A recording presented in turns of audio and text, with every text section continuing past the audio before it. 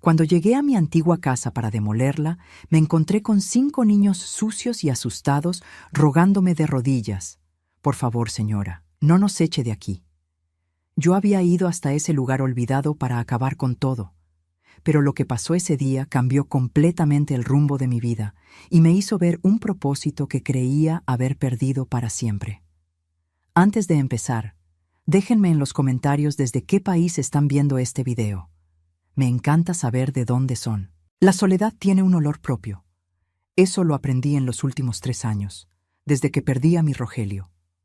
Huele a café frío, a sábanas que nadie arruga del otro lado de la cama, a un silencio que se pega a las paredes como si fuera humedad.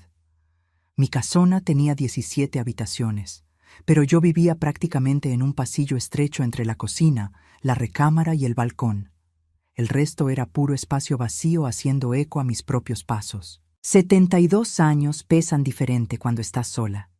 Cada mañana me despertaba y tardaba unos segundos en recordar que ya no tenía a nadie esperándome. Rogelio se fue en el 2020, se lo llevó esa maldita enfermedad que barrió con el mundo. Y mi Santiago, mi muchacho, el accidente había sido 5 años antes. A veces todavía esperaba oír su voz marcándome al celular, diciéndome «ma», con esa prisa que siempre traía. La fortuna que Rogelio construyó con tanto sudor seguía ahí, intacta, generando intereses que ya ni sabía para qué servían. El dinero no calienta la cama, no llena la mesa en domingo, no te llama en tu cumpleaños. Lo tenía todo y no tenía nada. Y tenía a Paulina, mi nuera, la viuda de mi hijo, que me miraba como si yo fuera un estorbo, una piedra en su camino hacia la herencia que ella sentía que se merecía. Después de que Santiago murió, ella apenas me dirigía la palabra. En las raras ocasiones que nos veíamos, sentía el veneno escurriendo en cada palabra educada que se forzaba a tragar. Fue un martes cuando tomé la decisión. Estaba en el balcón, mirando el jardín perfectamente cuidado por jardineros que yo ni conocía, cuando me acordé de la casa vieja. La primera casa, esa donde Rogelio y yo empezamos, donde Santiago dio sus primeros pasos, donde la vida había pasado de verdad antes de que llegara la lana. Hacía más de 15 años que no ponía un pie ahí. Después de que nos mudamos a la mansión, la casa se rentó un tiempo, luego se quedó vacía y después simplemente olvidada en una colonia que la ciudad había dejado atrás mientras crecía para el otro lado. Yo pagaba el predial automáticamente, ni pensaba más en eso. Pero ese martes lo pensé, y decidí que iba a demoler esa casa, construir algo nuevo ahí. Tal vez unos departamentos para rentar, tal vez un estacionamiento. Daba igual. Quería borrar eso, borrar los recuerdos que todavía insistían en visitarme en las madrugadas. Rogelio pintando la cocina y manchándose más él que la pared. Santiago corriendo encuerado por el patio porque le tenía pavor a bañarse. Le marqué al arquitecto el miércoles. Se emocionó con el proyecto, ya hablando de planos modernos, de aprovechar el terreno que estaba bien ubicado a pesar de la colonia. Quedamos de vernos ahí el viernes en la mañana. No le conté a nadie. Tampoco tenía a quién contarle. Mi hermana había fallecido 2 años atrás. Las amigas que tenía desaparecieron después de que Rogelio se fue. Las amigas de pareja solo sirven mientras eres pareja. A Paulina seguro le valdría gorro. Probablemente hasta se alegraría de saber que me estaba deshaciendo de patrimonio. El jueves en la noche, casi me echo para atrás. Me quedé pensando si no sería mejor dejar todo como estaba, si moverle al pasado no iba a doler más de lo que iba a ayudar. Pero ya había tomado la decisión, y yo siempre fui terca como una mula. Rogelio se la vivía diciéndome eso, con esa sonrisita suya. Rosario, cuando se te mete algo en la cabeza, ni Dios Padre te lo saca. Dormí mal. Soñé con Santiago de chiquito, jalándome de la mano para enseñarme una oruga que se había encontrado en el jardín. Desperté con la almohada mojada y un dolor en el pecho que ni con pastillas se quita. El viernes en la mañana le pedí a mi chofer que me llevara. Se le hizo raro la dirección. Era una colonia que la gente de nuestro nivel ya no frecuentaba, pero no dijo ni pío. Don Beto trabajaba conmigo hacía 10 años y sabía cuándo quedarse callado. El camino fue largo, La ciudad había cambiado tanto que apenas reconocí algunas calles. Donde antes había campo, ahora había edificios. Donde había monte, había asfalto. Pero conforme nos acercábamos a la colonia vieja, era como regresar en el tiempo. Las calles se hacían más angostas, el pavimento más agrietado, las casas más chaparras y descarapeladas. Cuando dimos vuelta en la calle de la casa, se me apretó el corazón. Ahí estaba todo igual. La panadería de la esquina seguía con el mismo letrero descolorido. El parquecito donde llevaba a Santiago a jugar todavía tenía las mismas bancas rotas. Era como si ese pedazo de mundo se hubiera quedado congelado mientras todo alrededor explotaba en cambios. Y entonces vi la casa. Dios mío, ¿cómo había dejado que llegara a ese punto? El portón estaba chueco, caído de un lado. La barda que Rogelio había levantado, ladrillo por ladrillo, estaba cuarteada, le faltaban pedazos. El jardín de enfrente era un matorral. La hierba me llegaba a la cintura, escondiendo casi todo. La pintura de la fachada se había caído tanto que apenas se notaba qué color había tenido. Azul clarito, recordé de golpe, azul como el cielo. Las ventanas estaban puercas, algunas rotas, tapadas con tablas. La puerta principal había perdido el color por completo. Parecía una casa embrujada de esas de película de terror. Don Beto paró el coche enfrente y se me quedó viendo por el retrovisor, esperando. El arquitecto todavía no llegaba. Chequé el reloj. Había llegado 10 minutos antes. «Espérame aquí, Beto. Voy a echar un ojo». Se bajó rápido para abrirme la puerta, siempre tan acomedido. Sentí que me temblaban las piernas cuando puse los pies en la banqueta. No era solo la edad. Era el peso de todos esos recuerdos cayéndome encima de golpe. Empujé el portón y rechinó. Se resistió, pero cedió. El óxido se había comido las bisagras. Caminé por lo que un día fue nuestro jardín, esquivando maleza y escombro. Había basura tirada ahí, botellas viejas, bolsas de plástico, cosas que los vecinos o algún borrachito habían aventado por encima de la barda con los años. Pero también había flores. En medio de toda esa desolación había flores creciendo. No eran flores silvestres, de esas que brotan solas en cualquier lado. Eran rosas, lirios, margaritas. Alguien había plantado flores ahí. Me paré frente a la puerta, buscando la llave en la bolsa. Me temblaban las manos. No era miedo exactamente.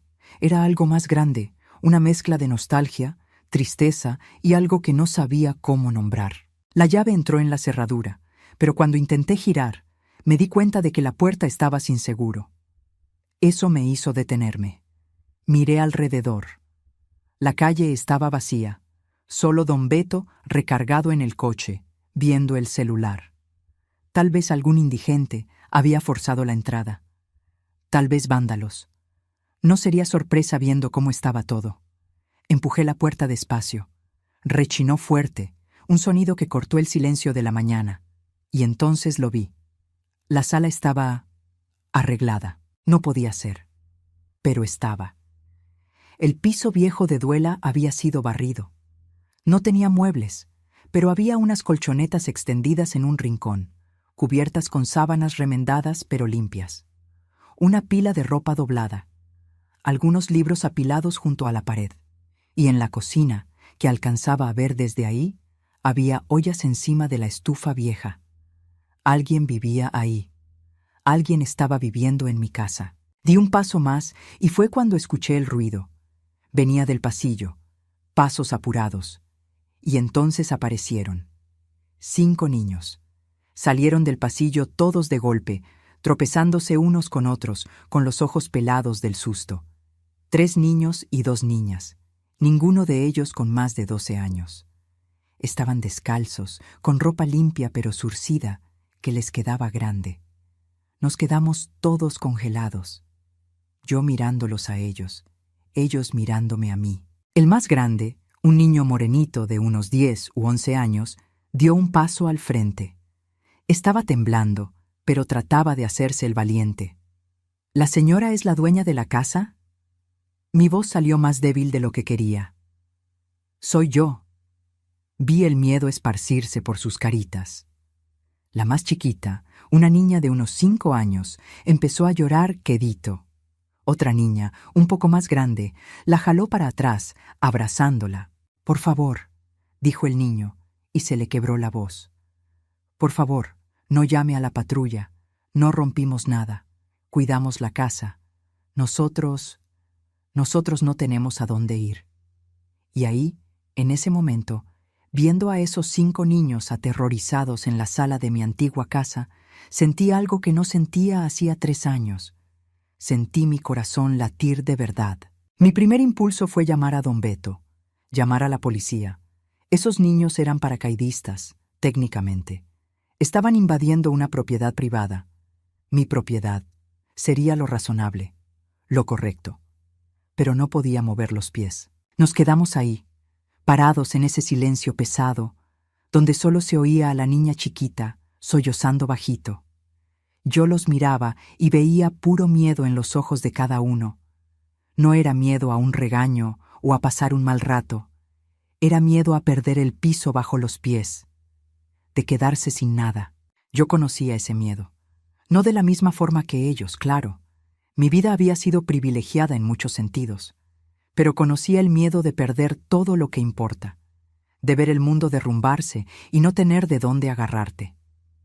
El niño moreno seguía enfrente de los otros, tratando de protegerlos. Solo eso ya decía mucho de él, de todos ellos. ¿Cómo se llaman? Mi voz salió más suave de lo que pretendía. Él dudó, como si dar el nombre fuera a entregar la última defensa que tenían. Emiliano, dijo finalmente. Ella es Jimena, señaló a la niña que agarraba a la chiquita. La que está llorando es Valentina. Los dos son hermanos, Matías y Gael. Nombres bonitos, comunes, nombres de niños que podrían estar en cualquier escuela, en cualquier parque, jugando sin miedo a que los corran del único lugar que tenían. ¿Cuánto tiempo llevan viviendo aquí? 4 meses, respondió Emiliano, bajando la mirada. Nosotros no teníamos de otra, señor. Mi mamá está enferma y... Se le cortó la voz.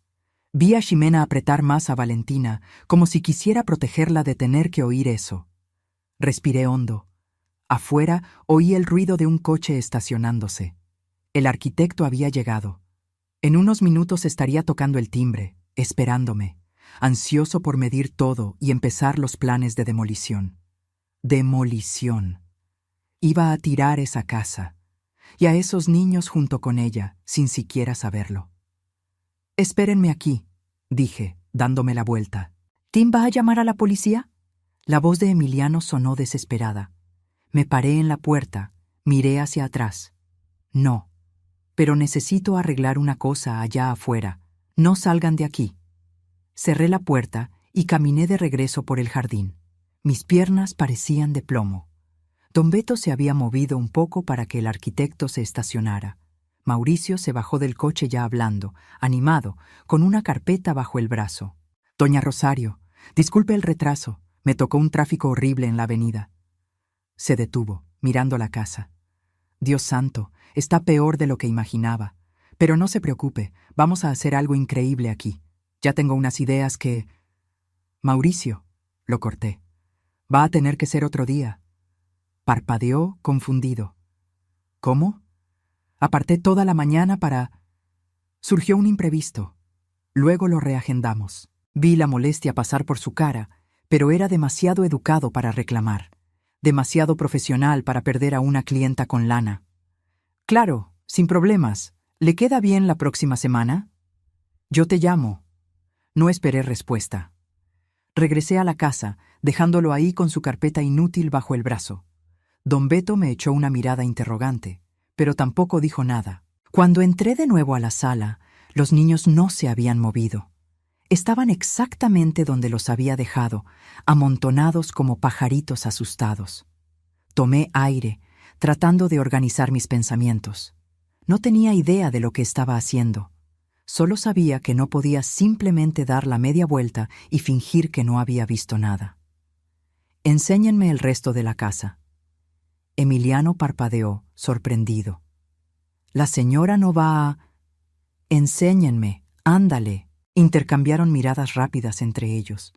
Esa comunicación silenciosa que los niños desarrollan cuando necesitan sobrevivir juntos. Entonces Emiliano asintió con la cabeza y empezó a caminar. La casa era chica.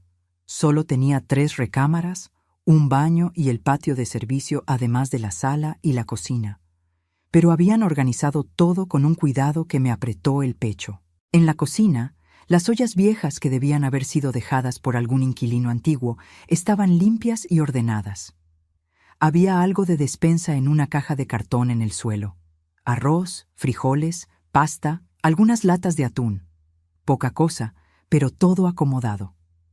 Los cuartos estaban vacíos excepto por uno, donde había un colchón viejo en el suelo con sábanas gastadas pero limpias. «Es donde duerme mi mamá», explicó Emiliano bajito. «Cuando está lo suficientemente bien para venir a la casa. ¿Y cuando no está? Se queda en el hospital. Vamos a visitarla cuando podemos». El baño lo habían improvisado con cubetas de agua. La tubería no funcionaba bien, pero ellos se las ingeniaban. Había jabón, pasta de dientes, toallas colgadas en un alambre. Todo viejo, todo remendado, pero todo limpio. Todo intentando mantener una dignidad que el mundo insistía en arrancarles. Volvimos a la sala. Los niños me miraban esperando un veredicto, esperando saber cuál sería su destino. Me senté en el suelo ahí mismo, mi espalda reclamando por el movimiento, pero me valió. Ellos se quedaron parados, sin saber qué hacer. «Siéntense», les dije. Obedecieron despacio, manteniendo distancia, todavía desconfiados. «¿Dónde está su mamá ahorita?». Fue Ximena quien respondió esta vez. Tendría unos 9 años, tenía ojos grandes y demasiado serios para su edad. «En el Hospital General. Tiene cáncer. Estaba tomando tratamiento, pero…» Le tembló la voz. Empeoró. «¿Y su papá?». Silencio. Emiliano miró al suelo. «Gael y yo no tenemos papá. Nunca lo conocimos. El papá de Ximena y Valentina murió en un accidente en la obra el año pasado. Y Matías…» Miró al niño más chico, que tendría unos 7 años. «Su mamá era amiga de mi mamá. Se murió de COVID y no tenía a nadie más con quien quedarse.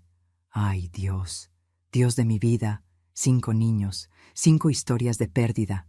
Y ahora todos pegados unos con otros porque no tenían nada más que eso». «¿Y viven aquí solitos?», pregunté, aunque la respuesta era obvia. «Mi mamá se quedaba con nosotros», dijo Emiliano. «Pero luego tuvo que regresar al hospital hace 2 semanas. Vamos allá diario saliendo de la escuela». «¿Van a la escuela?». «Sí, vamos, seño», respondió Ximena rápido, como si eso fuera importante dejarlo claro. «No faltamos nunca. Bueno, casi nunca. Solo cuando hay que cuidar a mi mamá o…». No terminó, pero entendí. «O cuando no hay comida. O cuando la ropa está demasiado sucia. O cuando el mundo aprieta tanto que ni fuerzas para ir a estudiar sobran». Me levanté con dificultad. Ellos se encogieron, creyendo que ya me iba, que los iba a dejar ahí esperando a la patrulla o el desalojo. «Las flores del jardín», dije. «¿Ustedes las plantaron?». Emiliano asintió. «Fue idea de Ximena. Dijo que podíamos venderlas en el tianguis. Agarramos los esquejes de la basura cuando la gente tira las plantas y las sembramos ahí. No es robar si nadie las quiere ya, ¿verdad?». «¿Y logran vender?». «Sí sacamos algo». La voz de Ximena tenía un orgullo tímido. «Doña Carmen, la del puesto, nos deja usar un cachito de su lugar. No es mucha lana, pero ayuda para la comida. Y medicina para mi mamá, cuando hay que comprar alguna que el seguro no tiene. Niños. Niños de 10, 9, 8, 7, 5 años vendiendo flores en el tianguis para comprar comida y medicinas. Mientras yo me consumía en mi casona de 17 cuartos, ahogada en autocompasión y soledad, estos chamacos luchaban con uñas y dientes por su propia vida. Sentí algo raro en el pecho. Era como si hubiera pasado 3 años dormida y finalmente estuviera despertando. Dolía, pero se sentía bien. «Tengo que hacer unos mandados», dije. Voy a volver mañana. Ustedes quédense aquí, no se preocupen. Nadie los va a sacar. ¿No va a tirar la casa la señora?, preguntó Matías con su vocecita fina. Miré alrededor, a esas paredes que habían guardado mi felicidad tanto tiempo atrás y que ahora guardaban a estos niños. Al techo que Santiago había mirado mientras se quedaba dormido y que ahora cubría estas cabecitas. No, respondí. No voy a tirar la casa. Salí de ahí con las piernas como de trapo y el corazón a 1000 por hora. Don Beto me abrió la puerta del coche sin preguntar nada. Entré. Cerré los ojos. A la casa, Beto. El camino de regreso fue silencioso. Mi cabeza daba vueltas. Tenía 72 años. Estaba cansada. Estaba sola. Estaba vacía hacía tanto tiempo. Pero tal vez, solo tal vez, Dios me había llevado a esa casa vieja hoy exactamente por eso. Tal vez no se trataba de demoler el pasado. Tal vez se trataba de construir un futuro. No para mí. Mi futuro era demasiado corto, sino para 5 niños que todavía tenían toda una vida por delante, si lograban sobrevivir tiempo suficiente para vivirla. Llegué a la casa y fui directo al despacho. No había usado ese cuarto bien desde que Rogelio murió. Era su espacio, donde veía los negocios, donde se quedaba hasta tarde checando facturas y contratos. Yo evitaba entrar ahí porque todavía podía oler el puro que se fumaba a escondidas, fingiendo que yo no sabía. Pero hoy necesitaba estar ahí. Necesitaba pensar. Necesitaba actuar. Me senté en su sillón. Abrí la computadora vieja. Tardé unos minutos en acordarme de la contraseña. Empecé a hacer cuentas. ¿Cuánto costaría reformar la casa? Poner tubería que sirva, arreglar la luz, cambiar los vidrios rotos, pintar. Hacer un lugar de verdad para que esos niños vivieran. ¿Cuánto costaría asegurar que no les faltara comida? ¿Comprar ropa decente? ¿Útiles escolares? ¿Medicina para su mamá? Miré el estado de cuenta. Los números ahí eran tan grandes que habían perdido el significado hacía tiempo. ¿Qué era una remodelación más? ¿Un gasto más? El dinero estaba ahí, parado, acumulando intereses sobre intereses, creciendo solo mientras yo me hacía chiquita. Agarré el teléfono y le marqué a Gustavo, mi abogado. Contestó al segundo tono. «Doña Rosario, qué milagro. ¿Todo bien? Necesito que te encargues de unas cosas por mí». «Claro, dígame. Esa casa vieja en la colonia Santa María, ¿sabes cuál te digo?» «Sí, cómo no. La primera casa de don Rogelio. Necesito remodelarla, completamente. Quiero todo funcionando, la quiero habitable, y necesito que sea rápido». Silencio del otro lado. Gustavo estaba acostumbrado a mis silencios, no a mis peticiones repentinas. ¿Remodelar? Pensé que la iba a demoler. Cambié de opinión. ¿Me puedes recomendar una buena constructora? ¿Que trabajen rápido pero bien hecho? Sí, claro. Pero, doña Rosario, ¿puedo preguntar a qué se debe el cambio? Hay niños viviendo ahí. Otro silencio. Más largo. ¿Niños? ¿Se refiere a paracaidistas? Me refiero a niños, Gustavo. 5 chamacos. Sin papá, con la mamá enferma en el hospital, viviendo en mi casa porque no tienen otro lugar. Entiendo. ¿Y usted quiere ayudarlos? No te estoy llamando para que me interrogues. Te estoy llamando para que resuelvas. Remodelación urgente. Y después quiero platicar de otras cosas. Pero primero esto. Sí, señora. Lo arreglo hoy mismo. Colgué sin despedirme. No tenía paciencia para ser educada. Había pasado 3 años siendo educada y vacía. Ahora lo que quería era moverme. Le marqué luego a Beatriz, la muchacha que se encargaba de la limpieza de la casona. Le pedí que separara todo lo que sobraba, sábanas, toallas, cobijas, lo que hubiera. Le pedí también que fuera al súper y comprara despensa. Mucha comida. Cosas prácticas que unos niños pudieran prepararse solos. Y fruta. Mucha fruta. Ella tampoco preguntó nada, acostumbrada a mis manías de viuda rica. Solo dijo que se encargaba. Pasé el resto del día planeando, haciendo listas, pensando en todo lo que esos niños necesitaban. No era solo la casa, Era ropa, zapatos, mochilas buenas para la escuela, cuadernos, lápices, todo. Y la mamá. Necesitaba averiguar qué estaba pasando con ella. ¿En qué hospital? ¿Qué tratamiento? Si la estaban atendiendo bien. En la noche casi no pude cenar. Rosángela, mi cocinera, se preocupó, preguntando si me sentía mal. Le dije que no, que solo estaba cansada. Pero era mentira. No estaba cansada. Estaba todo lo opuesto a cansada. Estaba viva. Por primera vez en 3 años sentía la sangre correr por las venas. Me dormí tarde, después de medianoche, pero me desperté temprano. A las 6 de la mañana ya estaba parada, tomando café, mandándole mensaje a Gustavo preguntando por la obra. Me contestó diciendo que la cuadrilla estaría ahí a las 9 para ver qué hacía falta. Bueno, excelente. Le pedí a don Beto que me llevara otra vez. No comentó nada sobre la visita rara del día anterior, pero sentí que me miraba por el espejo más seguido de lo normal. Hicimos parada en la panadería antes. Compré bolillos, leche, jugo, pan dulce, fruta. Llené 2 bolsas grandes. El dueño de la panadería me miró como si me hubiera vuelto loca.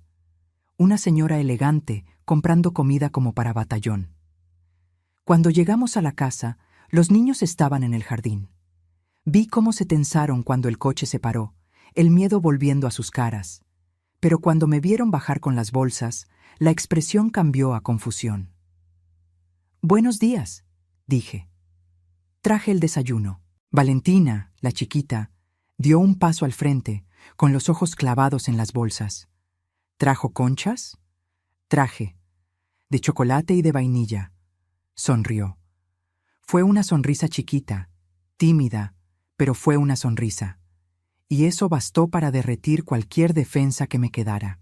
Entramos todos juntos. La casa estaba fría en la mañana, el sol todavía no calentaba. Puse todo en la mesa vieja de la cocina.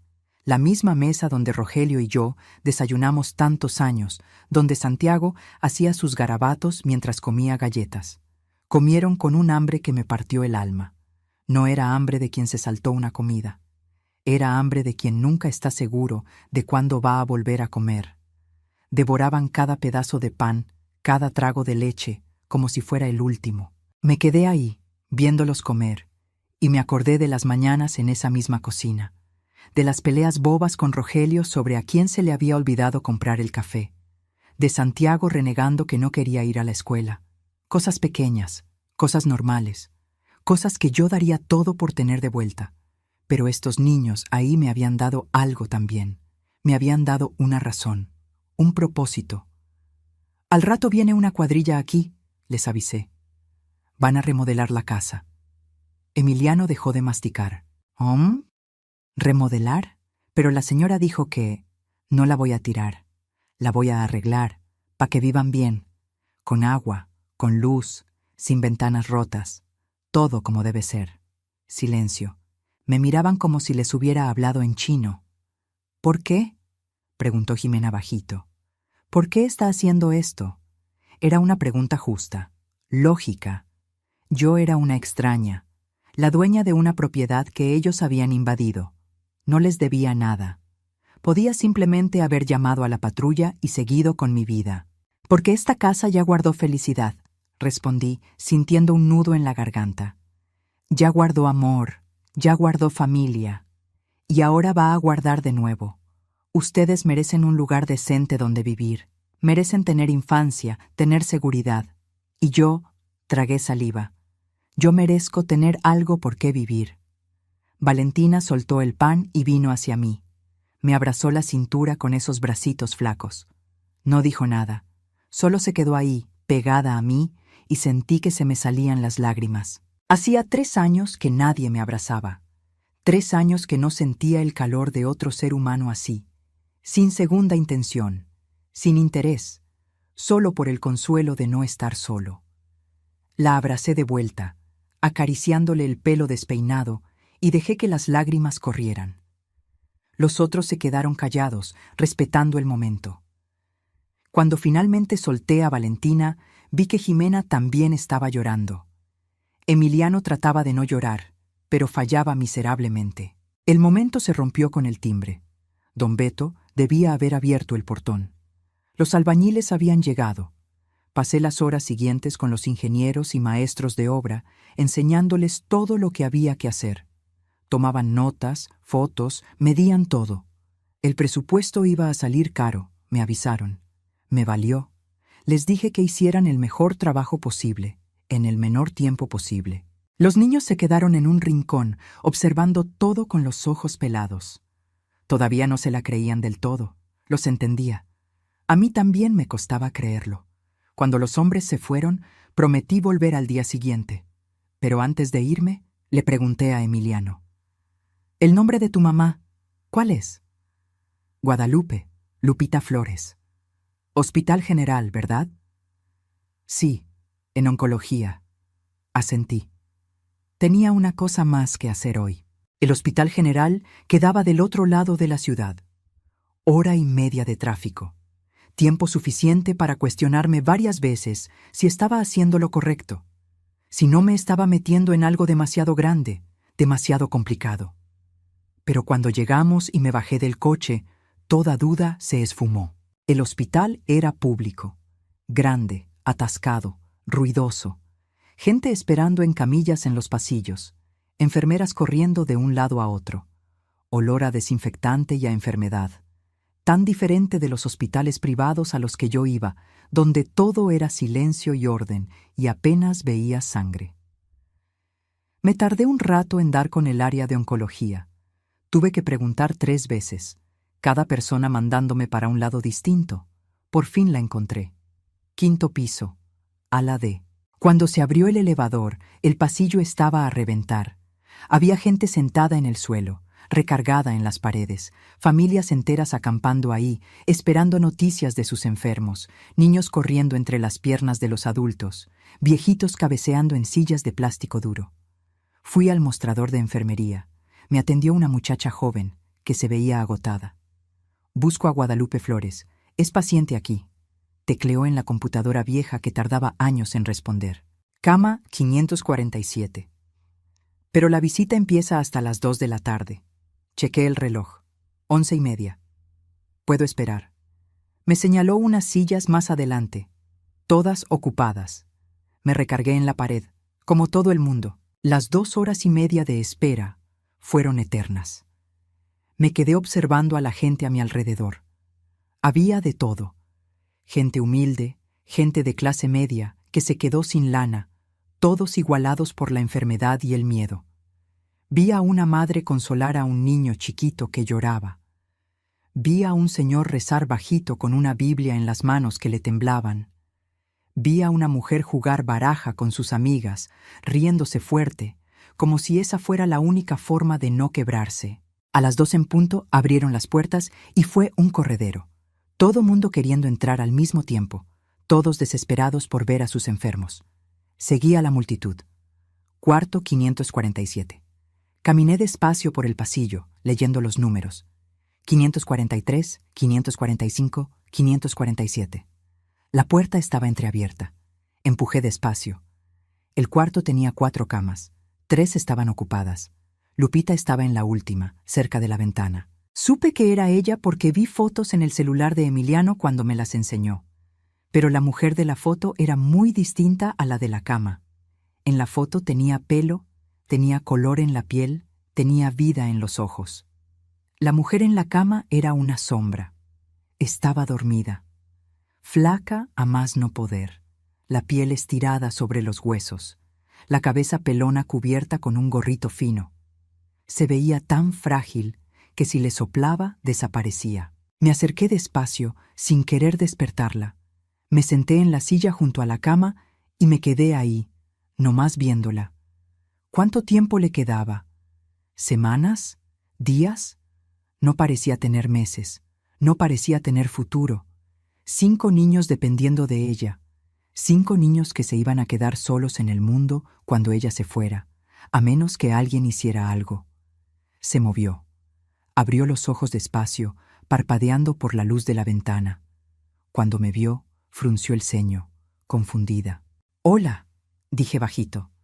«Perdón por despertarte». Trató de sentarse. Le ayudé, acomodándole las almohadas atrás. De cerca se notaba todavía más cómo la enfermedad se la había consumido. «¿Quién es usted?». La voz le salió débil, ronca. «Me llamo Rosario. Conocí a tus niños ayer». El miedo le llenó la cara de inmediato. «¿Hicieron algo? ¿Están bien? ¿Pasó algo malo?». «No, no». Me apuré a calmarla. «Todo está bien. Están perfectos. Son muy buenos niños. Solo vine a platicar contigo sobre ellos». Me miró desconfiada, tratando de entender.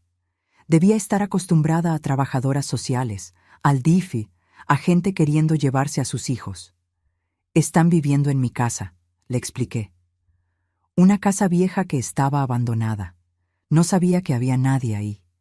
Vi cómo tragó saliva, preparándose para la noticia que creía que venía, para el desalojo, para otro golpe más de la vida. «Pero no los voy a sacar», continué. «Al contrario, voy a arreglar la casa, la voy a dejar bien para vivir, y quiero cuidarlos, mientras tú estás aquí y después, si hace falta». Silencio. Me miraba como si yo fuera un espejismo, como si no pudiera procesar lo que estaba oyendo. «¿Por qué?», preguntó finalmente. «¿Por qué haría eso?». Era la segunda vez en 2 días que me hacían esa pregunta. Y por segunda vez, tardé en hallar la respuesta. «Porque puedo», dije. «Porque tengo dinero de sobra y soledad de sobra, y esos niños necesitan a alguien. Porque esa casa ya fue feliz una vez y merece serlo de nuevo. Porque…». Me detuve, sintiendo que se me quebraba la voz. «Porque yo perdí a mi hijo y tú estás perdiendo tus fuerzas y tal vez podamos ayudarnos una a la otra». Las lágrimas le escurrieron por la cara. No intentó esconderlas, no tenía fuerza para eso. «Me voy a morir», dijo ella, así de simple. «Los doctores no dicen, pero yo sé. Lo siento, y cuando me vaya, no sé qué va a pasar con ellos. No tengo familia, no tengo a nadie. Me quedo acostada aquí en la noche pensando que van a meter a mis bebés al DIF, los van a separar, van a…». No pudo seguir. El llanto le ganó. Le agarré la mano, tan flaca, tan fría. Le apreté suave. «No los van a separar. Mientras yo tenga vida, van a tener un lugar. Van a tener casa, comida, escuela, todo lo que necesiten. Tienes mi palabra». «Pero usted ni nos conoce». «No necesito. Sé que son buenos niños porque vi cómo cuidan la casa, cómo se cuidan entre ellos. Sé que eres buena madre porque te adoran aunque no estés ahí. Con eso basta». Lupita me apretó la mano con una fuerza que no parecía posible en ese cuerpo frágil. «Gracias», susurró. «Gracias, gracias». Nos quedamos ahí, 2 mujeres. Ella mucho más joven que yo, pero envejecida por la enfermedad. Agarradas de la mano, llorando juntas. Pasé 2 horas con ella. Platicamos de todo, de los niños, de cómo eran, sus personalidades, sus sueños chiquitos. Emiliano quería ser veterinario porque amaba los animales. Ximena adoraba leer, devoraba cualquier libro que se encontraba. Matías era tímido, pero dibujaba re bien. Gael era desmadroso, pero tenía corazón de pollo. Y Valentina, la pequeña Valentina, solo quería ser bailarina. Le hablé de mis planes, de la remodelación, de la escuela, de asegurar que tuvieran todo. Ella escuchó todo con los ojos brillosos, permitiéndose tener esperanza por primera vez en mucho tiempo. Cuando me tuve que ir, me agarró la mano otra vez. «Prométame», me pidió. «Prométame que los va a cuidar cuando yo ya no pueda». «Te lo prometo». «Y prométame otra cosa. No deje que me olviden. Cuénteles historias de mí. Que sepan que su mamá luchó hasta donde pudo. Se van a acordar. Yo me voy a encargar de eso». Salí de ese hospital diferente a como entré. Había ido como una vieja rica queriendo hacer caridad. Salí como una abuela sustituta con 5 nietos y una misión. Las semanas siguientes pasaron volando. Yo, que había vivido 3 años en una rutina vacía y lenta, de repente no tenía tiempo para nada. La obra empezó y yo estaba ahí diario, supervisando, apurando, cambiando planos. Los albañiles debían pensar que estaba loca, una señora de 72 años subiéndose a la escalera para checar si la boquilla estaba bien, probando llaves, revisando ventanas. Pero no confiaba en nadie para hacer eso bien. Esa casa iba a quedar perfecta, tenía que ser. Los niños se quedaron viviendo ahí mismo durante la obra. Improvisaban, se apretaban en un cuarto mientras arreglaban los otros, luego se cambiaban. Se quejaban poco, agradecían mucho, demasiado hasta. Cada vez que yo llegaba era, «Gracias, doña Rosario, pa' acá. La señora es muy buena pa' allá». Un día tuve que sentarlos y hablar claro. «Ya bájenle a tanto agradecimiento. No les estoy haciendo un favor. Estoy haciendo lo correcto. Y además», forcé una sonrisa, «lo estoy haciendo por mí también. Ustedes me dieron algo que hacer, pa' qué vivir. Así que las gracias las doy yo». Eso los dejó confundidos, pero le bajaron un poco a la intensidad. Visitaba a Lupita casi diario.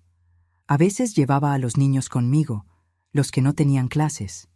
Ella siempre se ponía mejor cuando llegaban, como si verlos le inyectara vida a ese cuerpo que insistía en rendirse. Pero yo la veía empeorar. Cada día un poco más débil, un poco más ausente. Los doctores le habían suspendido la quimio. Ya no tenía caso, me explicaron. Ahora eran puros cuidados paliativos, esperar el final. Traté de conseguirle cama en un hospital privado. Llamé a 3, ofreciendo pagar lo que fuera.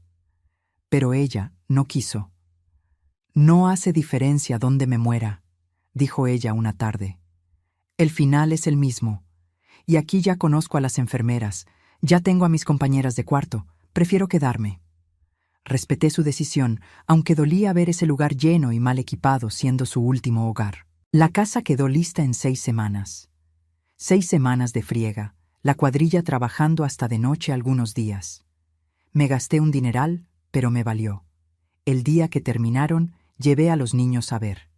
Había planeado darles una sorpresa, pero ellos ya sabían que estaba listo porque habían visto a los albañiles irse. Aún así, cuando abrieron la puerta, se quedaron con la boca abierta. La casa estaba irreconocible. Las paredes pintadas de blanco limpio con detalles de color, cada cuarto de un color diferente. El piso de duela restaurado y brillando. Las ventanas nuevas, con cortinas que yo misma había escogido. La cocina con estufa nueva, refri, alacenas llenas de comida. El baño funcionando perfecto, con regadera caliente y todo. Había amueblado todo también. Camas de verdad para cada niño, con colchones buenos y sábanas nuevas. Mesa y sillas en la cocina, sofá en la sala. Un librero con libros que compré casi vaciando una librería. «¿Esto es de verdad?», preguntó Emiliano, tocando la pared como si fuera a desaparecer. «Es de verdad», respondí. «Y es de ustedes». Valentina corrió al cuarto que había quedado rosa, el suyo, y se aventó a la cama, riéndose. Los otros fueron detrás, explorando cada rincón, abriendo cada cajón, descubriendo cada detalle. Había puesto fotos también, fotos de Lupita que pedí prestadas, de ella con cada niño cuando eran más chicos, de ella sonriendo, de ella viva. Las puse por las paredes para que nunca la olvidaran. Esa noche hicimos la primera cena de verdad en la casa nueva. Cociné yo misma. Sí, todavía me acordaba cómo hacer arroz y frijolitos y un buen bistec. Nos sentamos todos en la mesa, donde apenas cabíamos, platicando, riendo. Miré alrededor de esa mesa y vi lo que había sido. Vi a Rogelio en la cabecera, a Santiago en medio, pero también vi lo que era ahora. 5 niños que habían encontrado una familia unos en otros y una vieja que había hallado un motivo para levantarse diario. «Mañana vamos a ver a su mamá», les dije. «Vamos a enseñarle las fotos de la casa». Estuvieron de acuerdo, emocionados, pero vi la sombra pasar por los ojos de Emiliano. Él sabía. Tal vez no sabía que yo sabía que él sabía, pero sabía. Su mamá se estaba muriendo, y rápido. Lupita murió un martes en la mañana, 6 semanas después de que nos conocimos. Yo estaba ahí. Me había quedado con ella toda la noche. Los niños se habían ido a las 8, cuando termina la visita, pero yo había movido mis influencias. El dinero abre puertas hasta en el IMSS, y conseguí permiso para quedarme. Pasé la noche agarrándole la mano, viendo cómo respiraba cada vez más despacio, con más trabajo. Ya no podía hablar, pero me apretaba la mano de vez en cuando, diciéndome que sabía que yo estaba ahí. En la madrugada, como a las 4, abrió los ojos. Me miró con una claridad que no tenía hacía días. «Cuídelos», susurró. «Los voy a cuidar, te lo prometí». Sonrió. Cerró los ojos y simplemente paró. No hubo drama. No hubo sufrimiento visible al final. Fue solo un suspiro largo y después nada. Me quedé ahí sosteniendo su mano mientras se enfriaba. Llamé a la enfermera solo después de unos 20 minutos. Quería darle esos últimos momentos de paz antes de que viniera todo el protocolo de la muerte. Tuve que ir a avisarles a los niños. Agarré un taxi. Don Beto se había ido a su casa a dormir, y me fui a la casa nueva. Cuando llegué, estaba amaneciendo. Emiliano abrió la puerta, me vio la cara y supo. ¿Se fue? Se fue. En la madrugada, sin dolor. Yo estaba con ella. Asintió con la cabeza, tratando de ser fuerte. Luego se quebró. Cayó de rodillas ahí mismo en la puerta, llorando a gritos. Los otros se despertaron con el ruido, vinieron a ver, entendieron sin necesidad de preguntar. Nos quedamos todos ahí hechos bola en la sala, llorando juntos. Yo abrazaba a esos niños que ni eran míos, pero que de alguna forma se habían vuelto, y lloraba con ellos. Por Lupita, por todo lo que había luchado, por morir tan joven, dejando tanta cosa inconclusa. Pero también lloraba de alivio, porque había muerto sabiendo que sus hijos iban a estar bien. Había muerto en paz, sin el peso de dejarlos solos en el mundo. El entierro fue 2 días después. Sencillo. Pagué todo. Compré un ataúd decente, flores, todo. No había mucha gente. Algunos vecinos de Lupita, unas amigas del hospital, la trabajadora social. Los niños aguantaron firmes durante la ceremonia. Cada uno leyó algo. Poemas, cartas, recuerdos. Lloré más yo que ellos, creo. Cuando bajaron el ataúd, Valentina gritó. Un grito que cortó el aire, puro y desesperado. Jimena la agarró, la calmó, pero yo vi.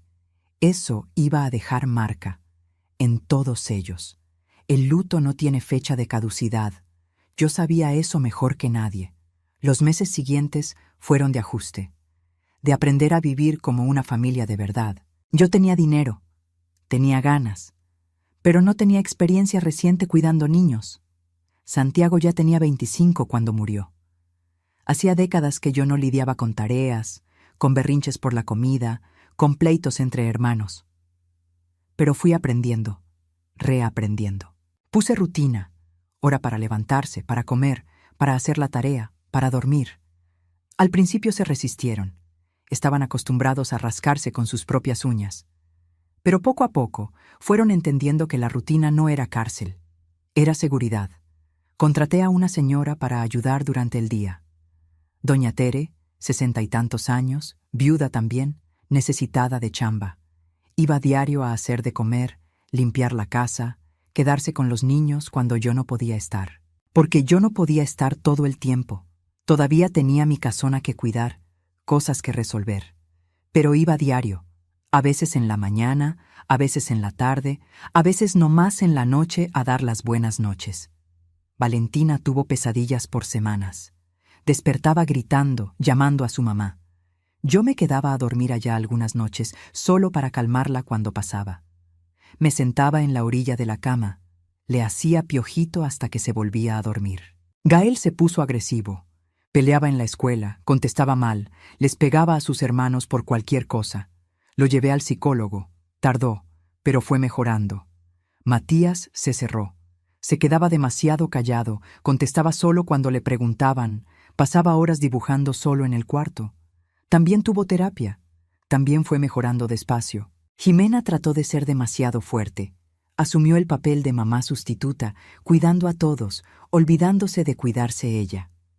Tuve que sentarme con ella varias veces, explicarle que era mi chamba cuidarlos ahora, no la suya, que ella podía ser niña todavía. Y Emiliano creció demasiado rápido. A los 12 años traía responsabilidad de adulto en los hombros. Traté de quitarle ese peso, pero estaba difícil. Él había sido el pilar que sostuvo a todos. No sabía hacer otra cosa. Fue una friega. Hubo llanto, hubo gritos, hubo portazos, hubo «Usted no es mi mamá», echado en cara más veces de las que podía contar. Pero también hubo abrazos, hubo risas, hubo «Gracias, abuechayo», apodo que Valentina inventó y se quedó. Hubo cumpleaños con pastel, hubo Navidad juntos, hubo foto familiar en la pared. Paulina apareció una vez, 6 meses después de que empecé a cuidar a los niños. Tocó a la puerta de la mansión un sábado en la tarde. Yo estaba ahí. Había ido a buscar unas cosas para los niños. Cuando abrí y la vi, el mundo se paró un segundo. Se veía diferente. Más vieja, claro, pero también más dura. Su cara era una máscara de coraje contenido. ¿Puedo pasar? Me hice a un lado. Fuimos a la sala. Nos sentamos una frente a la otra, 2 generales midiendo fuerzas. «Supe que andas cuidando a unos niños pobres», dijo ella, sin rodeos. «Ando. Gastando una fortuna en eso, por lo que oí. Es mi dinero, gasto en lo que se me dé la gana». Dio una sonrisa sin alegría. «Claro que lo es. Pero no deja de ser interesante. Mi marido apenas se había enfriado en el ataúd y tú ya estabas buscando reemplazos». Sentí el coraje subir, pero me aguanté. No son reemplazos, son niños que necesitaban ayuda. Y tú necesitas sentirte importante. Necesitas gente dependiendo de ti, diciéndote santa, dándote las gracias. Paulina, si viniste a insultarme, vine a recordarte que tienes obligaciones. Conmigo. Yo era la esposa de tu hijo. Tengo derechos sobre su herencia. Ah, entonces era eso. Se tardó, pero al final llegó al grano. Dinero. Santiago te dejó todo a ti en el testamento. Hablé, cansada. Tú lo sabes. Tienes su parte. No toques la mía. Tu parte que estás despilfarrando con extraños. Mis niños no son extraños, me descubrí gritando. Respiré hondo. Y no estoy despilfarrando nada. Todavía tengo lana más que suficiente para vivir cómoda hasta morirme y que todavía sobré para ellos. No te debo explicaciones. Me miró con tanto odio que casi me hago para atrás. Siempre me despreciaste, escupió. Siempre creíste que yo no era lo bastante buena para tu hijo perfecto. ¿No es verdad? Claro que sí. Lo vi en tus ojos desde el primer día. La señora Fresa mirando hacia abajo a la niña pobre que se atrevió a casarse con su hijo. Eso me agarró desprevenida, porque tenía un fondo de verdad. No es que la despreciara, pero tampoco nunca hice el esfuerzo por crear una relación real. La había tratado con educación distante, nunca como familia de verdad. Lo siento, dije, y era verdad. Si te hice sentir así, lo siento mucho. No era mi intención. Intención o no, fue lo que pasó. Y ahora transfieres todo ese amor maternal que no me diste a mí a 5 chamacos cualquiera de la calle. Es patético. Me levanté. Creo que mejor te vas. Me voy. Pero que sepas que voy a estar vigilando. Si dejas a esos niños sin nada cuando te mueras, voy a pelear en los tribunales. No se van a quedar sin nada. Ya está todo arreglado en el testamento. Parpadeó, sorprendida. No se esperaba eso. ¿Tú ya cambiaste el testamento? Lo cambié. La mitad de lo que es mío se va para el hospital donde atendieron a su mamá.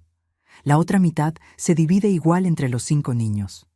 Está todo legal, firmado, ante notario. Vi la derrota pasar por su cara. Había venido creyendo que me iba a agarrar en curva, que iba a sacar algo. Pero yo me le había adelantado. Entiendo, dijo ella, con voz helada.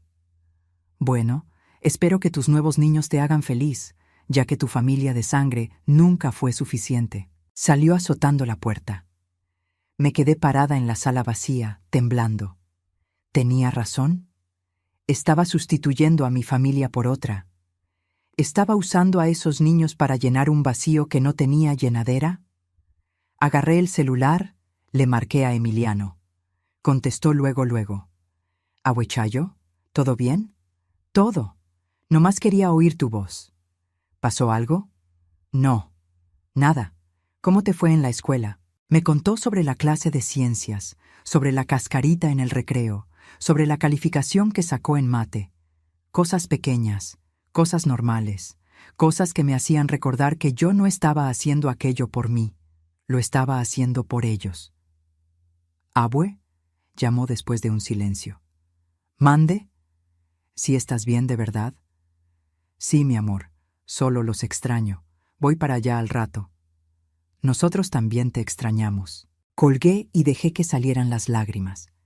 Lloré por la plática con Paulina, por lo que dijo, por lo que tenía de verdad eso, pero lloré también de gratitud, por haber encontrado a esos niños, por tener una segunda oportunidad de ser útil, de amar, de vivir. Pasaron 2 años, 2 años que parecieron una vida entera y al mismo tiempo pasaron en un abrir y cerrar de ojos. Los niños crecieron, no solo de tamaño, aunque eso también, Emiliano ya estaba más alto que yo y comía como pelón de hospicio, sino en confianza, en felicidad. Emiliano tenía 14 ahora. Seguía queriendo ser veterinario. Le había pagado un curso de fin de semana en una clínica veterinaria. Llegaba a la casa todo sucio de lodo y pelo de perro, con los ojos brillantes, contándome de cada animal que había ayudado. Jimena tenía 11 y se devoraba 3 libros por semana. Transformé uno de los cuartos en una mini biblioteca solo para ella. Pasaba horas ahí, leyendo, escribiendo sus propias historias. Matías, con 9 años, se había abierto más. Todavía era callado, pero ahora era un callado tranquilo, no un callado asustado. Sus dibujos tapizaban las paredes del cuarto. Tenía talento de verdad. Gael, con 8, había canalizado toda la energía al deporte. Jugaba fútbol, básquet, vóley, cualquier cosa que tuviera pelota. Yo iba a ver todos los partidos, gritando desde la grada como cualquier abuela loca. Y Valentina, mi pequeña Valentina, ya tenía 7. Iba a clases de ballet 3 veces por semana, andaba de puntitas por toda la casa, soñando con ser bailarina profesional. Todavía tenían broncas. Todavía había días malos. Todavía había momentos en que la falta de la mamá apretaba y nada de lo que yo hiciera ayudaba. Pero también había días buenos. Muchos días buenos. Había desayunos con todos hablando al mismo tiempo. Había peleas bobas sobre quién lavaba los trastes. Había película el domingo en la noche con palomitas. Había cumpleaños con pastel. Había foto familiar. Yo tenía 74 años ahora. Sentía el peso de la edad más que antes. La espalda dolía, las piernas no aguantaban tanto, se me olvidaban cosas con más frecuencia. Pero estaba viva, de verdad viva, no solo existiendo. El jardín de la casa se había vuelto un negocio de veras.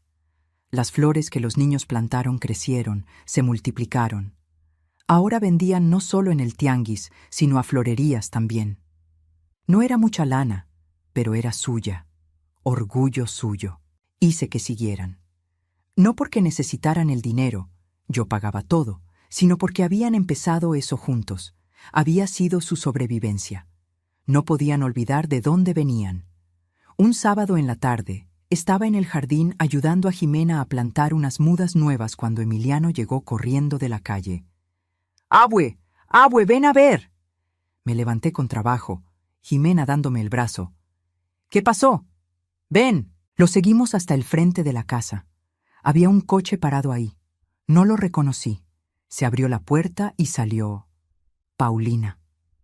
Se me apretó el corazón. No la había visto desde ese día en la mansión 2 años atrás. Por su mirada, tampoco esperaba verme. «Hola», dijo ella, apenada. «Hola». Silencio incómodo. Los niños sintiendo la tensión, sin entender bien. «¿Yo puedo hablar contigo?» Miré a los niños. «Sigan ahí en el jardín. Ahorita voy».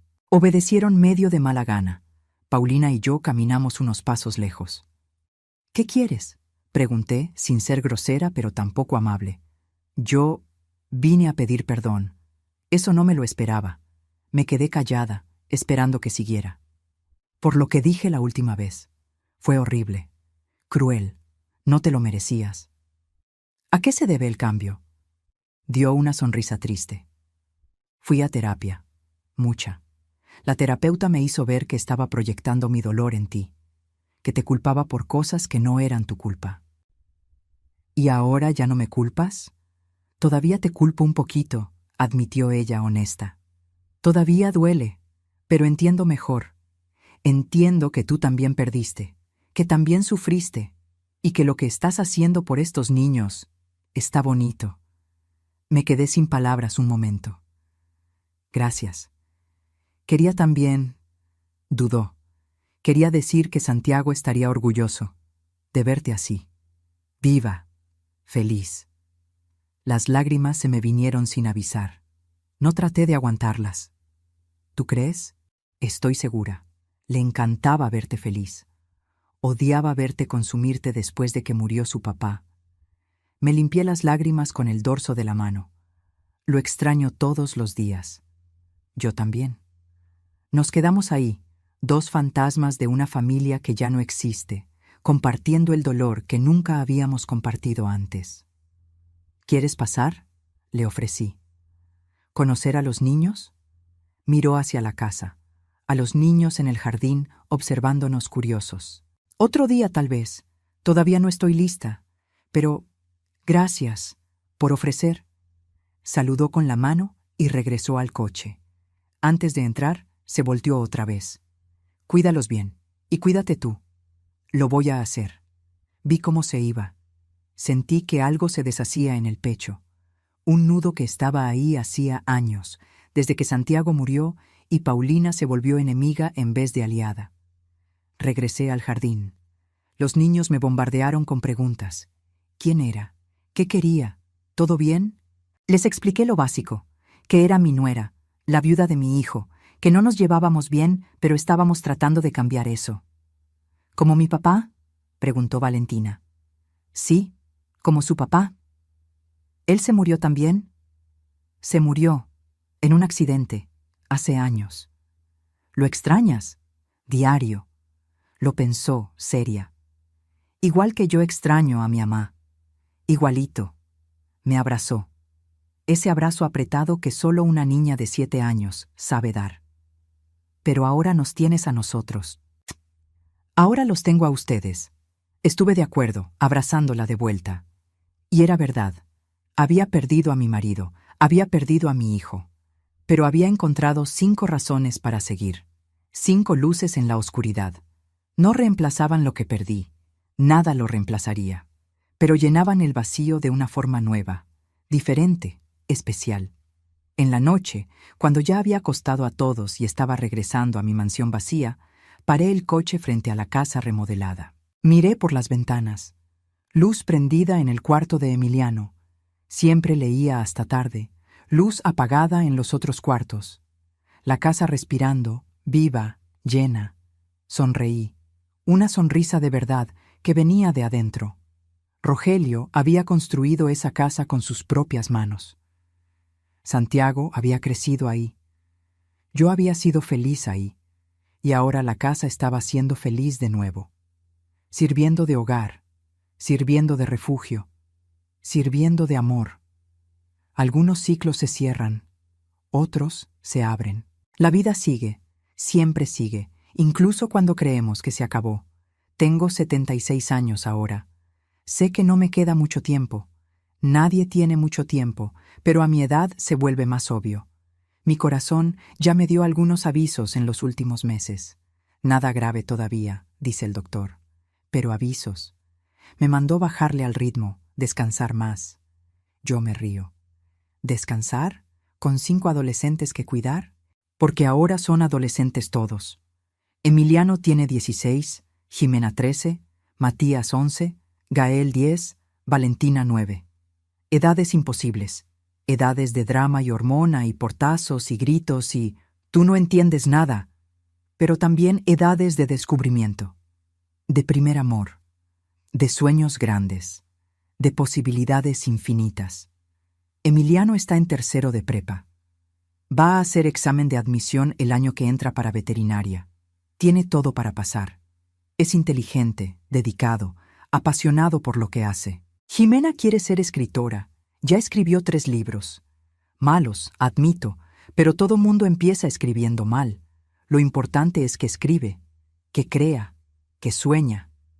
Matías descubrió que puede ganar lana vendiendo sus dibujos. Hace retratos por encargo, ilustraciones para negocios. Está juntando dinero para comprar material mejor. Gael se volvió capitán del equipo de fútbol de la escuela. Hay un visor echándole ojo, hablando de fuerzas básicas de un equipo grande. Puede que salga algo, puede que no, pero él está feliz intentando. Y Valentina, mi pequeña Valentina que ya no es tan pequeña, pasó la audición para la escuela profesional de ballet. Entrena 6 horas diarias. Su cuerpo es pura fibra y músculo, trabajado al límite. Va a ser bailarina, estoy segura. Va a bailar en los grandes escenarios. Todos ellos van a ser alguien. Van a llegar lejos. No por mí, aunque yo haya ayudado, claro, sino por ellos mismos, por la fuerza que ya tenían antes de que yo apareciera, por la supervivencia que aprendieron demasiado pronto. Yo solo les di estructura, piso firme para raíces que ya existían. A veces, de noche, cuando estoy sola en la casona, porque todavía duermo allá casi siempre, aunque me la paso todo el día con ellos, pienso en todo lo que pasó. Si no hubiera ido a esa casa vieja ese día específico, si le hubiera cancelado al arquitecto, si hubiera llegado media hora después y los niños ya se hubieran ido. Tantos hubiera.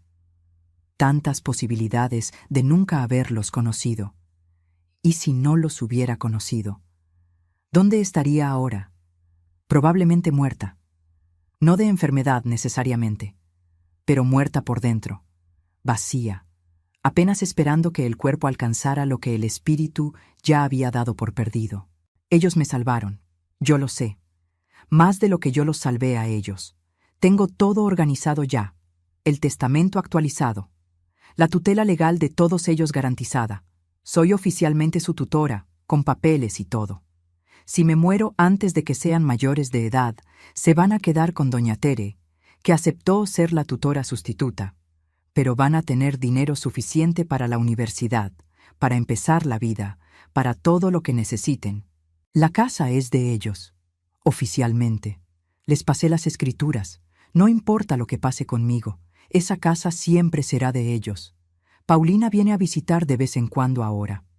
No nos volvimos las mejores amigas, pero encontramos una paz.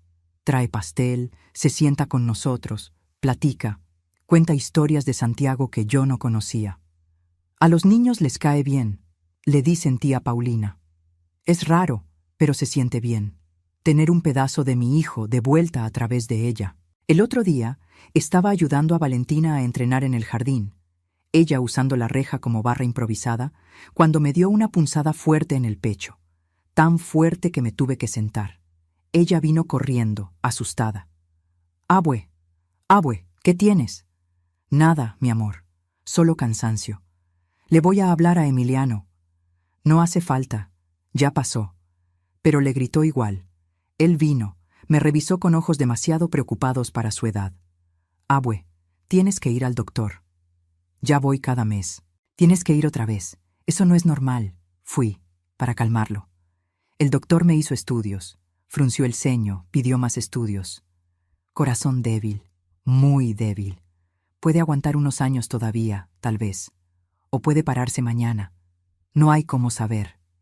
No les conté a los niños. No les voy a contar. No sirve de nada preocuparlos con algo que no pueden cambiar. Voy a vivir cada día como si fuera el último. Porque puede serlo. Voy a abrazar más. Voy a reír más. Voy a estar presente más. Hoy en la mañana, todos estaban en la cocina. Sábado, nadie tenía clases. Haciendo hot cakes, peleándose por quién los volteaba, quién se comía el primero. Me quedé en la puerta solo observando, grabando esa escena en la memoria. Emiliano se dio cuenta. «Abue, ¿te vas a quedar ahí parada o vas a ayudar? Voy a verlos tantito nomás». Ya se puso sentimental otra vez, bromeó Jimena. Las viejas podemos ser sentimentales. Tú no eres vieja, protestó Valentina. Tú eres experta. Todos se rieron. Yo también. Me senté a la mesa con ellos. Comimos hot cakes quemados y crudos al mismo tiempo, porque ninguno sabe cocinar bien todavía. Pero estaban deliciosos de todas formas, porque no se trataba de la comida. Nunca se trató. Se trataba de estar juntos. Se trataba de ser familia. A veces pienso en Lupita. Me pregunto si ella está viendo desde donde quiera que esté, si está orgullosa, si está en paz sabiendo que sus hijos crecieron bien, a pesar de todo. Creo que sí. Espero que sí. Y pienso en Rogelio, en Santiago, en mis muertos queridos que extraño a diario. ¿Será que ellos entienden? ¿Será que aprueban? Creo que sí. También espero que sí, porque al final todo lo que hice fue amar. Abrí mi corazón cuando creí que se había muerto. Abrí mi casa cuando estaba vacía. Abrí mis brazos cuando ellos solo sabían tenerlos cruzados a la defensiva. Y recibí amor de vuelta. Más amor del que merecía. Más del que imaginé posible. No puedo cambiar el pasado. No puedo traer de vuelta a quien se fue. Pero puedo hacer la diferencia en el futuro de 5 niños que casi no tuvieron oportunidad. Y eso, a fin de cuentas, lo es todo. Es más que todo. Es un legado. Si te gustó esta historia, no olvides suscribirte al canal y activar la campanita para no perderte los próximos videos. Deja tu like, comenta qué te pareció y si quieres apoyar todavía más nuestro trabajo, vuélvete miembro del canal. Tu contribución nos ayuda a seguir trayendo historias emocionantes como esta. Gracias por ver y hasta la próxima.